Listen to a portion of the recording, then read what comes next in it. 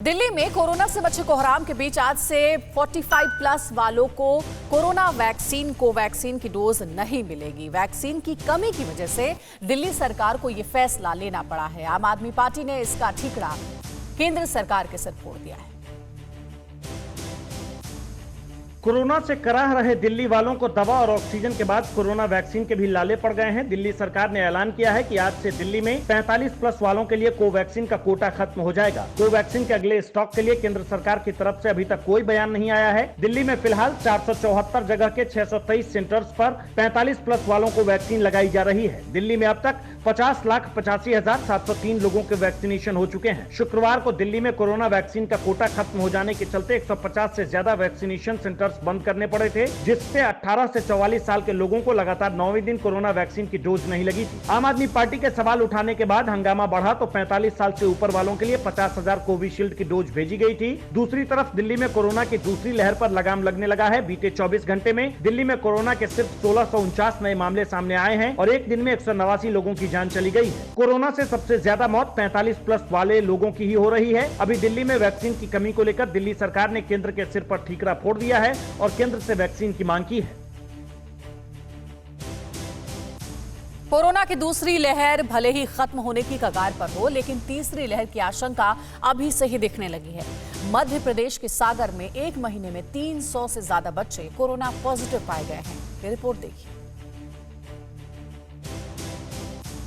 Corona की दूसरी लहर के उफान के बाद अब नए केस भले ही कम आ रहे हों, लेकिन अब कोरोना का कहर बच्चों पर दिखने लगा है। इससे पहले एक्सपर्ट ने कहा था कि कुछ दिनों के बाद देश तीसरी वेव से संक्रमित हो सकता है। इसी बीच मध्य प्रदेश के सागर से डराने वाली खबर सामने आ रही है। सागर में एक महीने में 302 बच्चे कोरोना पॉजिटिव पाए गए हैं। कोरोना की वजह से 4 बच्चों की मौत हो गई। गंभीर रूप से बीमार 15 बच्चों का इलाज जारी है। बताया जा रहा है कि कोरोना पॉजिटिव आ रहे बच्चों में जो प्रारंभिक लक्षण दिखाई दे रहे हैं वो उल्टी, दस्त और पीलिया बताया जा रहा है। ऐसे मामले में पिछले 2-3 हफ्तों से लगातार वृद्धि हो रही है। बच्चों में बढ़ते कोरोना संक्रमण को लेकर प्रशासन भी अलर्ट मोड पर है। इस समस्या से निपटने के लिए प्रशासन ने बड़े पैमाने पर तैयारियां शुरू कर दी है और सागर में चाइल्ड कोविड केयर सेंटर भी तैयार किया गया है। दूसरी तरफ हेल्थ एक्सपर्ट का कहना है कि तीसरी वेव की जद में देश की 35% तक जनता आ सकती है।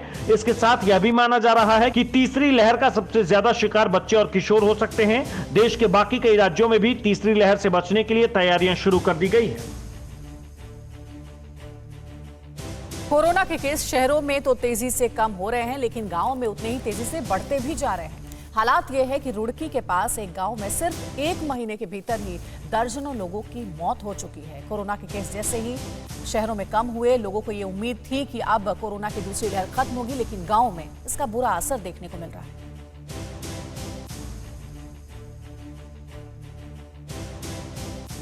कोरोना के केस जैसे ही शहरों में कम हुए, वैसे ही गांवों में काफी तेजी से बढ़ने लगे हैं। ताजा मामला रुड़की का है, जहां 2 गांवों में लगातार लोगों की मौत हो रही है, लेकिन इसके बारे में जानने वाला कोई नहीं है। ग्रामीणों का कहना है कि गांव में लगातार मौत हो रही है, लेकिन कोई सुध लेने वाला नहीं है। रुड़की के पाडली, गुर्जर और तेली वाला गाँव में कोरोना का कहर है। ग्रामीणों के मुताबिक गाँव में लगातार मौतें हो रही है। करीब एक महीने में 50 से ज्यादा लोगों की मौत हुई है। ग्रामीणों में भय का माहौल बना हुआ है। गांव के लोगों के मुताबिक हालात काफी खराब हो चुके हैं, लेकिन अभी तक कोई सुध लेने को तैयार नहीं है। आरोप है कि गांव में सैनिटाइजर तक उपलब्ध नहीं कराया गया है, न ही लोगों की जांच की जा रही है। बताया जा रहा है कि यदि गांव में टेस्टिंग का काम शुरू हुआ तो कोरोना पॉजिटिव लोगों की संख्या काफी ज्यादा होगी, जिससे चिंता बढ़ जाएगी। इससे पहले मैंगलोर का लिब रहेड़ी गांव खूब चर्चाओं में रहा। कोरोना की वजह से इस गांव में भी काफी लोगों की मौत हुई थी, जिसके बाद प्रशासन की चिंता बढ़ गई थी। आखिर में लिब रहेड़ी गांव को कंटेनमेंट जोन घोषित किया गया और लोगों की टेस्टिंग शुरू हुई थी। अड़ी सोमवार से शुक्रवार शाम 6 बजे सिर्फ TV9 भारतवर्ष पर।